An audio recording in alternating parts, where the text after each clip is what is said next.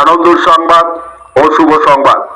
শ্রী শ্রী রাস পূর্ণিমা উপলক্ষে রাস উৎসব ও মেলা এবং সাংস্কৃতিক অনুষ্ঠান অনুষ্ঠিত হতে চলেছে আগামীকাল থেকে 3 দিন ব্যাপী।